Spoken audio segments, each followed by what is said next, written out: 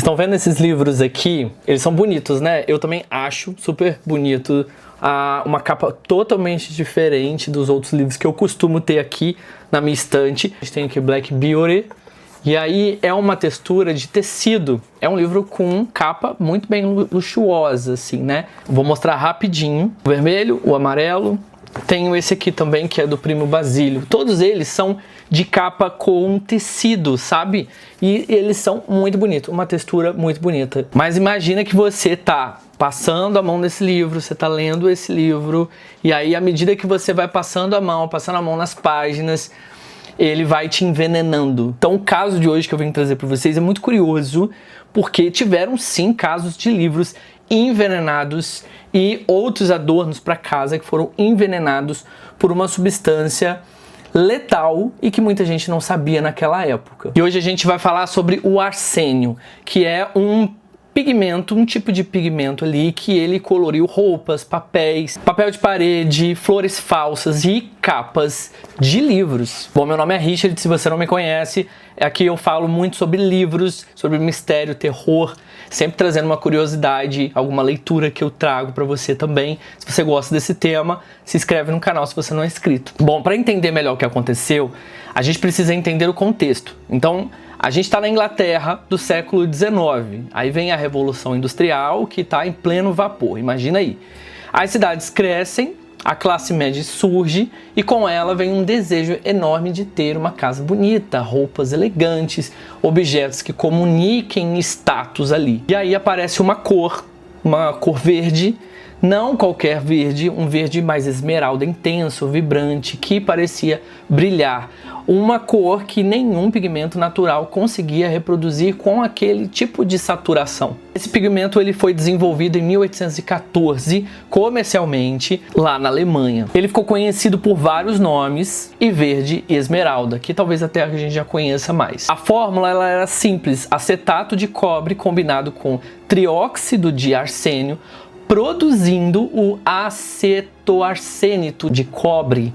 Demorei para decorar isso. Mais de 700 toneladas desse pigmento foram produzidos ali por toda a sociedade vitoriana. Consegue imaginar isso? Já mostrei para você aqui a composição dele. Já sabemos que é uma composição química muito perigosa. Agora, 700 toneladas é muita coisa. Então assim, estavam nas roupas, estavam nos chapéus, nas flores artificiais, tudo usado na decoração. E também tinha em brinquedos de criança, eles usaram isso também. Tinha nos alimentos coloridos artificialmente e papéis de parede, que também veio um outro caso aí que eu vou trazer para você. Agora pensa comigo, esse papel de parede, ele revestia a casa praticamente toda, né? Não era só um cômodo antigamente, eles colocavam na casa toda. Todo mundo sabia que era uma composição que matava. Tinha aquela coisa das pessoas falarem assim, o arsênio só é perigoso se ele for ingerido. Só não comer, não é só essa parte dele, se ele tá lá, se você não comer, você não ingere. Ele solta com a poeira, você respira aquilo, você passa a mão, fica nos seus dedos. Então os resquícios ali, você, principalmente papel de parede, vai passando com o tempo, pode ir soltando aquilo, bate um vento, você respira, qualquer lugar da casa. Só que assim, essa lógica deles de que é só não comer o papel de parede, custou muito caro, porque teve um caso de uma família vitoriana que eles tinham esse papel de parede florido, né, a casa toda. Essa família tinha 4 filhos e eles queriam muito aquele verde, eles queriam muito colocar aquele papel de parede ali porque estava muito na moda e eles achavam interessante, bonito, era elegante, era um verde que todo mundo queria, que todo mundo falava sobre aquilo. E aí, enfim, uma das crianças começa a passar mal e aí eles chamam um médico e ele foi lá atender uma das crianças e tal, que tava com uns sintomas meio esquisitos, assim, náuseas, estavam passando mal, tontura, estavam com dores e também letargia. Aí esse médico, ele investigou tudo, ele investigou a casa, ele investigou a água, a limpeza da casa e a alimentação de todo mundo. Só que aí ele ficou intrigado com aquilo, começou a pensar mais no que poderia, porque ele não encontrava uma resposta. E aí sim, ele parou e pensou e olhou para aquele papel de parede, e era um papel de parede verde que ele conhecia já, aquela fama, uma teoria que circulava por ali no meio dos médicos, que aquele papel de parede poderia matar. Enfim, final da história dessa família, os 4 filhos do casal morreram com o mesmo sintoma. Mas assim, esse médico, ele não estava sozinho. Vários outros médicos também estavam alertando isso, já estavam percebendo que os papéis de paredes daquele tipo, feitos por arsênio, estavam causando mortes inexplicáveis ainda, né? Quase que foi uma investigação ali até descobrir por que as outras mortes estavam acontecendo. Então aí eles começaram a ligar os pontos. E assim, eram vários sintomas que tinham, né? Tinham sintomas mais leves e uns mais graves, que eles já começavam a ligar, né? Os pacientes que apareciam sempre tinham esse tipo de sintoma. Mas assim, a indústria, ela resistia muito à venda. Ela ficou muito mais tempo. Os fabricantes resistiam àquilo. Porque ninguém queria parar de vender o arsênio, afinal o negócio estava na moda e todo mundo estava comprando. E assim, e por trás dessas resistências tinha uma pessoa que se chamava William Morris, que era um dos maiores nomes do design ali daquela época vitoriana. E ele era muito famoso por aquilo, ele ganhava muito dinheiro. E também ele era um cara que o pai dele também já era muito rico, ele era dono de mineradoras. Como o pai dele era das mineradoras, ele conseguia o arsênio por aí. E aí, enfim, depois que tudo se explodiu, a mídia caiu em cima, ele teve que, né, se explicar talvez, mas ele não quis, ele continuou negando aquilo por um bom tempo. Ele falava que ele tinha esse papel de parede arsênico na própria casa dele, que não tinha acontecido nada, que os amigos dele visitavam ele na casa dele e ninguém sentia nada, ninguém teve nenhum tipo de sintoma, qualquer pessoa que chegava na casa dele não adoecia. Só que assim, o cara é vendedor de papel de parede venenoso com arsênio, dizendo que aquilo não dá em nada. Versus um médico que já estava dando todos os indícios aí com os pacientes dele que estavam adoecendo e que tinham esse papel de parede. Só que, enfim, ele dizia muito que os médicos estavam histéricos, estavam contando história, que era tudo superstição. Aí, em 1885, ele escreveu numa carta o seguinte: quanto ao medo do arsênio, é difícil imaginar uma tolice maior. Os médicos ficaram tão apavorados quanto as pessoas ficavam com a febre das bruxas. Assim, febre das bruxas. Era esse termo que ele usava para desqualificar ali uma manifestação, uma preocupação pública. Tanto que o livro que mais tarde documentou essa história toda veio com o título Picada pela Febre das Bruxas. Mas enfim, acabou doendo muito para ele, acabou pesando para ele quando o negócio começou a mexer no bolso. Porque as pessoas pararam de comprar todas as artes dele, tudo que vinha dele.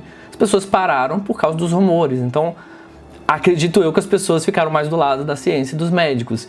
E aí o que aconteceu? Ele teve que parar de usar o arsênio na arte dele, em diversas coisas, porque ele estava perdendo tudo. Só que assim, ele cedeu, ele não usou mais o arsênio, mas ele também nunca disse que estava errado. Agora, voltando pro caso dos livros, que eu já falei do papel de parede, mas a questão dos livros, porque o arsênio não ficou só nas paredes. Lá no começo do século XIX, teve uma revolução que aconteceu lá, né, na indústria editorial.